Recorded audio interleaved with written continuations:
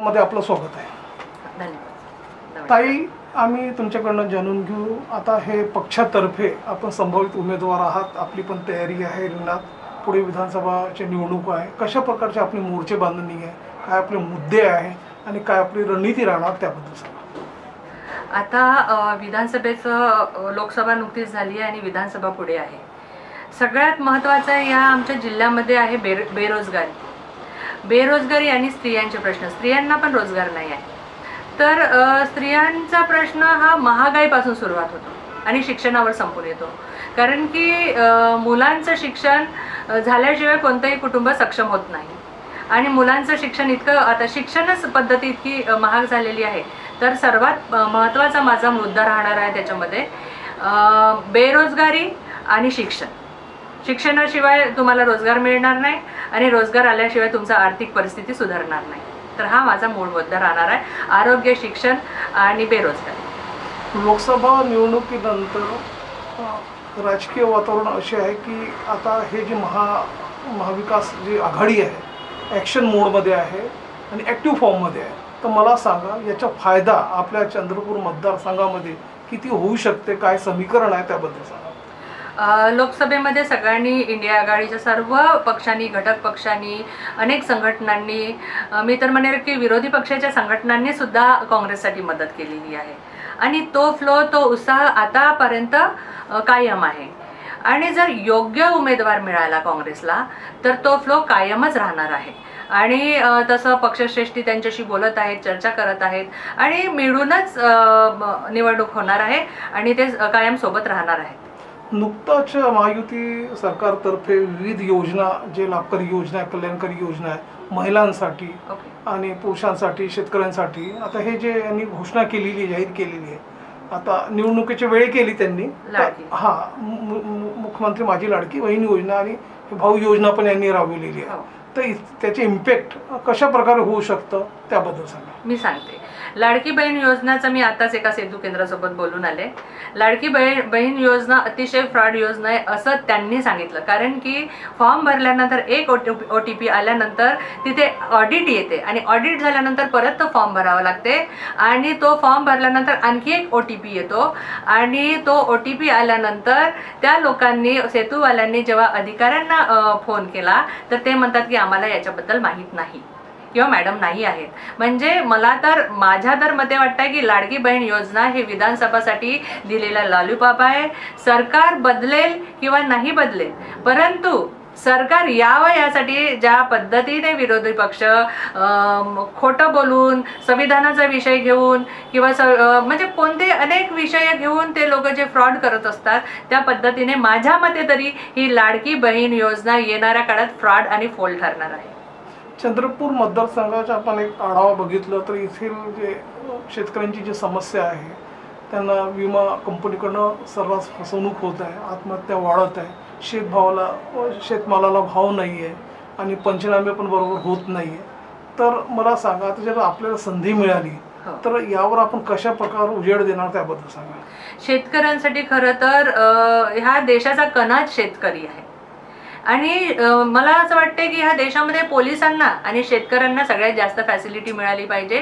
जे की तुम्हाला राजकीय जे पेन्शन्स आहेत किंवा राजकीय, म्हणजे मी असो किंवा कुणीही असो राजकीय पदांवर, तर त्या पेन्शन्स कमी करून शेतकऱ्यांसाठी ज्या उपाययोजना आहेत, खत त्यांना कमी भावात मिळाले पाहिजे, त्यांच्या पिकांना भाव मिळाला पाहिजे आणि त्यांना वीज बिल जे आहे त्याच्यामध्ये म्हणजे कमी पैशाचे युनिट मिळाले पाहिजे. जसं 200 युनिटची घोषणा आमच्या आमदाराने केली होती की एक सर्वसामान्य लोकांना 200 युनिटची घोषणा, परंतु तुम्ही 200 युनिट फ्री करण्याची घोषणा करण्यापेक्षा जर शेतकऱ्यांसाठी ते 200 युनिटची फ्री केली असती ना, तरी तो शेतकरी राजा माझा सुखावून गेला असता. परंतु आज त्यांची कंबर मोडलेली आहे. बिजाणे महाग, खत महाग, इवन त्यांच्या अनाजाला सुद्धा भाव मिळत नाही आहे. यामुळे शेतकऱ्यासाठी काम करणं आता सगळ्यात पहिलं काम जर असेल कोणत्याही राजकारणी किंवा पदावर आलेल्या माणसाचं किंवा आमदार झालेल्या माणसाचं, त्याने शेतकऱ्यासाठी काम करणं अत्यंत आवश्यक आहे. नाही तर आपल्या देशामध्ये एकतर जमीन नापीक झालेली आहे आणि या महागाईमुळे शेतकऱ्याचं कंबरडं मोडलं आहे. पक्षातर्फे आपण या क्षेत्रातून दावेदारी केलेली आहे, तर मला सांगा, महिलांसाठी विशेषकर आपण महिला आहात आणि विशेष कर आपण महिलांसाठी आपलं काय रोडमॅप राहणार, काय एजेंडा राहणार त्याबद्दल सांगा. महिलांसाठी कठोर कायदे, महिला अन्यायावर कठोर कायदे आणि महिलांसाठी रोजगार होणं अत्यंत आवश्यक आहे. तर लघु उद्योग महिलांसाठी आणण्याचा जो मानस आहे तो मी सर्वात आधी महिलांना सक्षम करण्यासाठी लघु उद्योगाच्या मार्फत ह्या जिल्ह्यामध्ये महिलांसाठी कुटीर उद्योग, लघु उद्योग आले पाहिजे, हे माझं हे राहणार आहे. आपल्याला तिकीट मिळावं त्यासाठी पक्षासाठी आपण कशा प्रकारची मोर्ची बांधणी केली, कारण की येथील जे मतदारसंघ आहे चुरशीची लढत आहे, इथे काटेरी संघर्ष, त्यावर आपण कशी काय तिकीटसाठी पक्षाकडे काय मागणी केली आणि काय आपले मुद्दे राहणार त्याबद्दल सांगा. पक्षाकडे मी मागणी केली आहे. माझा जो प्रवास आहे काँग्रेस पक्षामध्ये, मी जो 2009 पासून काँग्रेस पक्षामध्ये विविध पदांवर काम करत आहे. मी सांस्कृतिक सेलची अध्यक्ष म्हणून सुरुवात केली आणि त्याच्यानंतर मी महिला काँग्रेसची अध्यक्ष बनले, जिल्हा काँग्रेस, आणि त्याच्यानंतर मी अनुसूचित जाती विभागात मी उपाध्यक्ष बनले आणि त्याच्यानंतर मी प्रदेश अध्यक्ष महिला बनले अनुसूचित जाती विभागाची. तर एकूणच हा माझा प्रवास खूप मोठा होता आणि त्या बेसवर की इतके वर्ष काम केल्यानंतर एक महिला खासदार जर आपल्या जिल्ह्यात होऊ शकते तर महिलांसाठी जे आरक्षण आहे तर 6 विधानसभेमधून एका विधानसभेमध्ये महिलेला मिळावा आणि ते सक्षम महिलेला मिळावा, हा जो माझा त्यांच्याकडे मागणी होती, या पद्धतीने मी त्यांच्याकडे मागणी केली आहे वरिष्ठांकडे. माझ्या जिल्हा अध्यक्ष, शहर अध्यक्ष चंद्रपूरचे रामूभैया तिवारी, जिल्हा अध्यक्ष सुभाष भाऊ धोटे आणि आमच्या खासदार प्रतिभाताई धानोरकर यांना देखील मी निवेदन दिलं आहे आणि मी त्यांना माझ्या कामाच्या याच्यावर मागणी केली आहे. बरेचसे नाव मतदार यादीत समावेश झालेले नाही, रखडलेले आहे, काही यादीत त्रुटी आहे, घोळ आहे.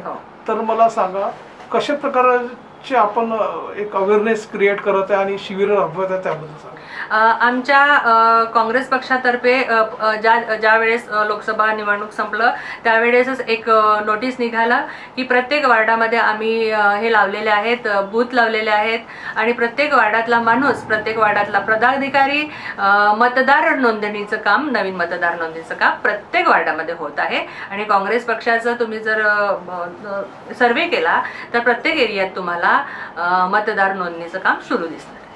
जर पार्टीने आपल्याला तिकीट मिळाली तर येथील जे नागरिक आहेत त्यांना आपलं काय एक मेसेज राहणार त्याबद्दल सांगा. पार्टीने जर मला तिकीट दिली तर स्थानिक लेवलवर अनेक प्रश्न आहेत. या स्थानिक लेवलवर म्हणजे छोटे छोटे प्रश्न आहेत. सार्वजनिक मूत्रीघरांचे, महिलांच्या मूत्रीघरांचा सगळ्यात मोठा प्रश्न आहे. रस्त्यांचा प्रश्न आहे, पोल्युशनचा प्रश्न, सगळ्यात मोठा प्रश्न पोल्युशनचा प्रश्न आहे. असे अनेक प्रश्न आहेत जे स्थानिक लेवलवर आम्हाला काम करणं अत्यंत गरजेचं आहे आणि त्यावर आम्ही काम करू. तर प्रेक्षकांना हे होते अश्विनीताई खोब्रागडे यांनी आमच्या चॅनलसोबत बोललं आणि पुढची काय आपली व्यूहरचना असेल, कशा प्रकारचे आपले मायक्रो प्लॅनिंग राहणार आणि तुम्हाला तिकीट निश्चितच मिळणार आमच्या सर्वेप्रमाणे. आणि आपण आपल्या चॅनलसाठी वेळ दिला त्याबद्दल मॅडम आपलं धन्यवाद. Thank you so much. धन्यवाद.